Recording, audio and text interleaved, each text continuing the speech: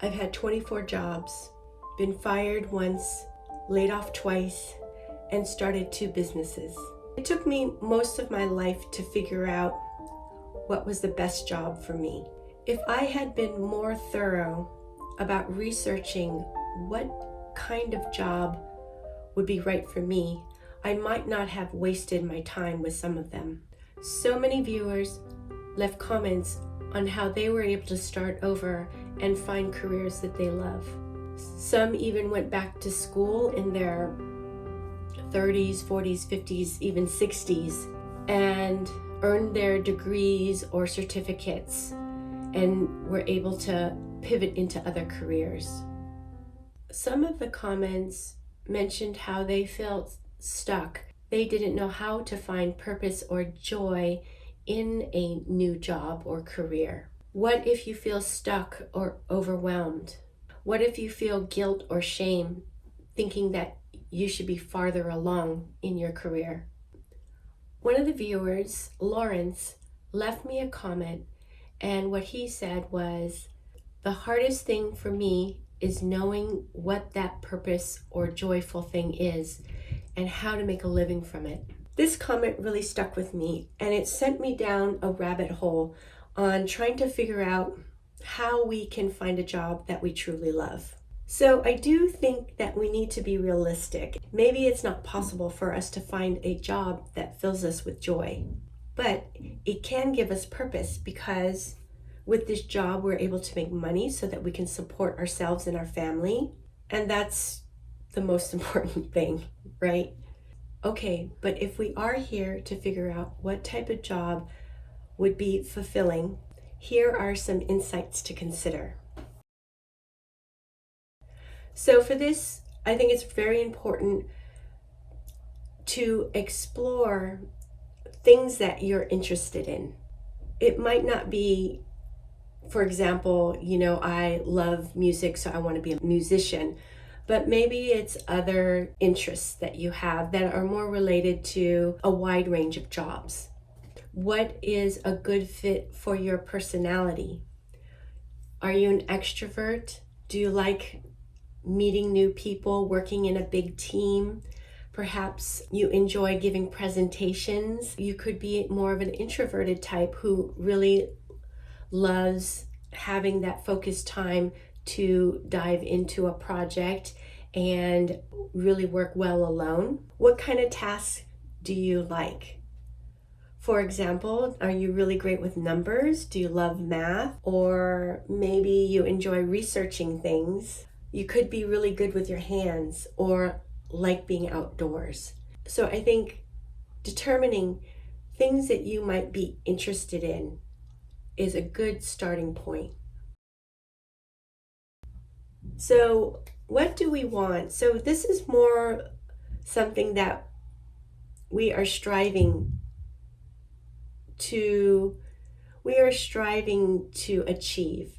And so when I think about what do I want to be more confident, self-assured. I want to be able to present information well, not be afraid to take risks, come up with ideas, think creatively. I also want a flexible schedule, and I really value autonomy. So what you can do is you can think about what's important for you. So we're here to explore different interests that we have or things that we find that are important for us.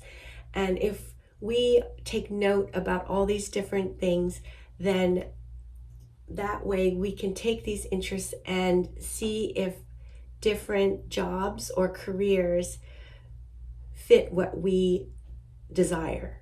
Helping people is a priority, and maybe working with our hands. So maybe fixing things or cooking, creating things. Maybe what you find fulfilling is working with numbers or data. Do you find working in a friendly environment really, really important? Do you like to work in a big team, or maybe work alone or in small teams? So these insights will help us establish what is important to us.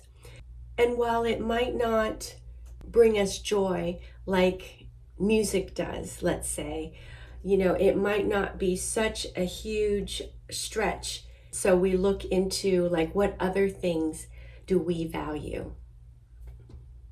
Okay, so now we can start to research different kinds of jobs that are based off of our own self-reflection.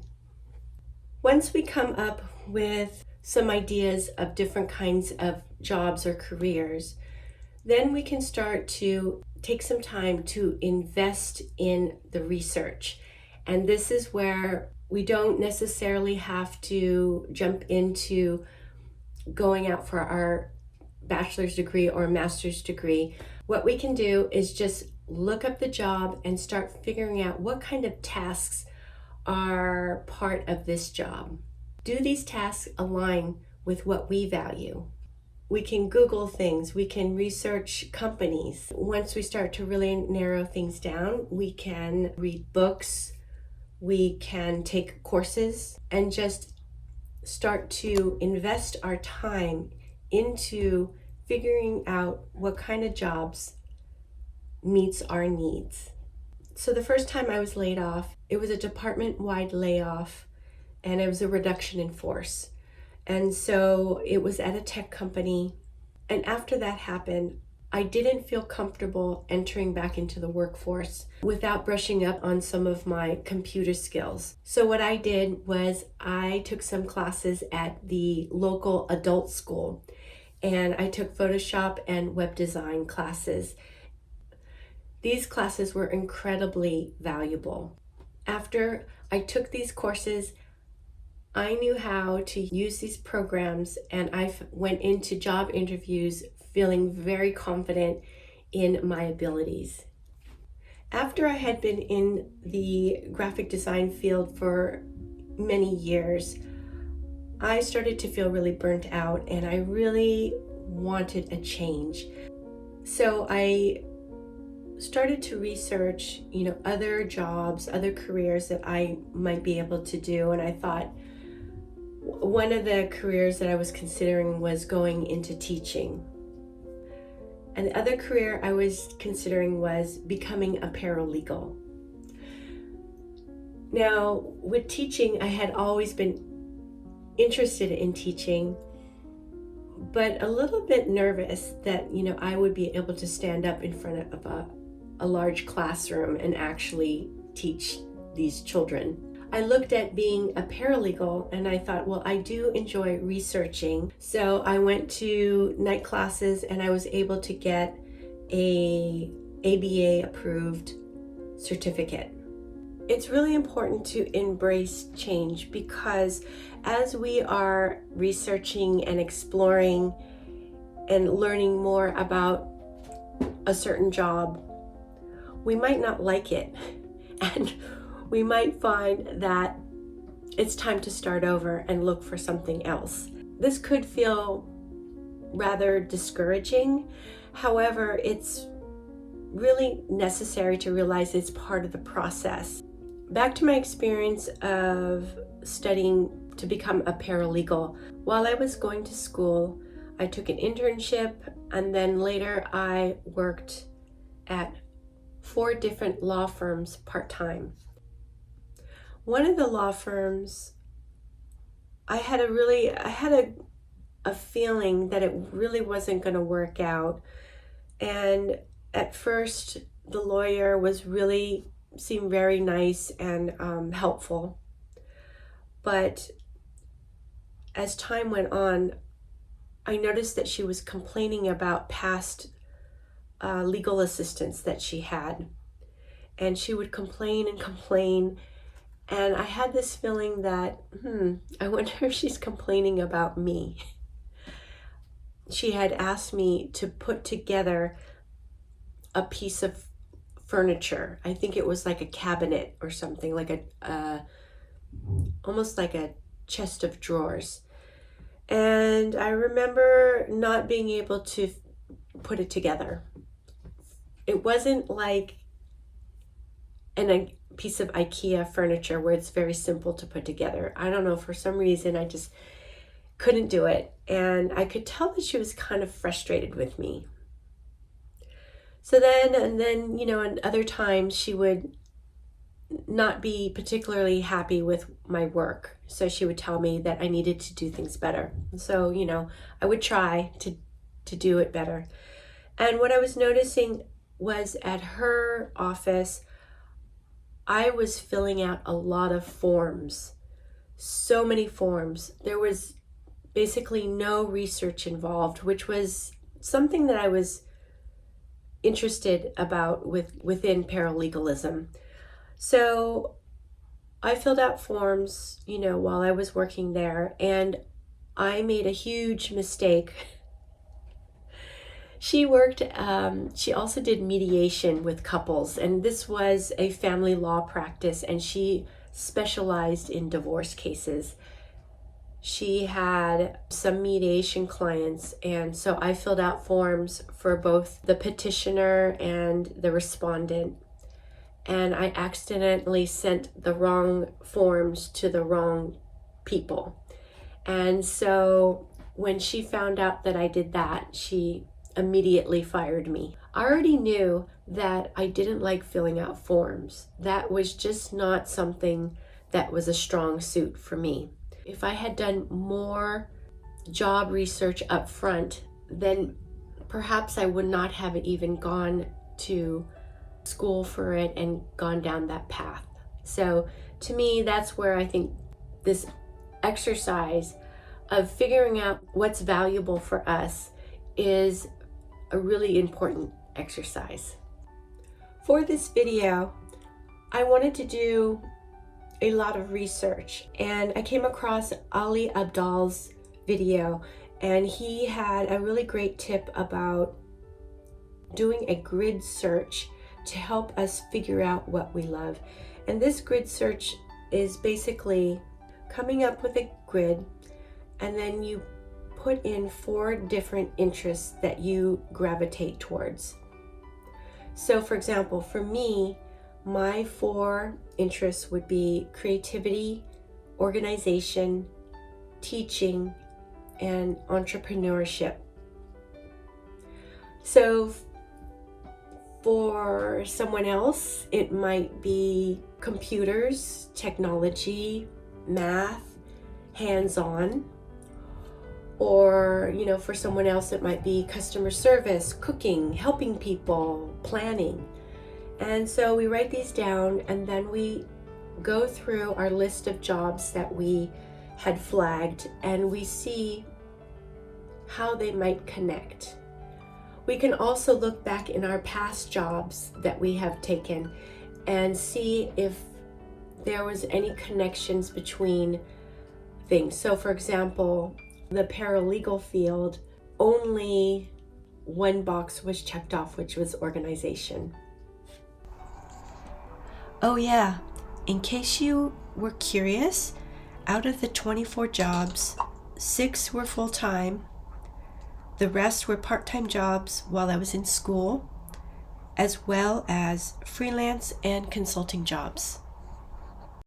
3 years ago, I started my own small business, and I thrift vintage and modern clothing that I sell online and in person. I also started a YouTube channel. Right now, all 4 of my boxes are ticked off. So this combination is a really good fit for me. So we have figured out what tasks we would enjoy or what we find interesting, and we've researched jobs that have those tasks. So now we need to start our job search. Talk to people who are in that particular career that you're interested in. Whether or not it's somebody that it's a friend of a friend, maybe it's somebody that on LinkedIn, and you can maybe just, spend 20 minutes picking their brain. If you know them well, maybe you can take them out for coffee.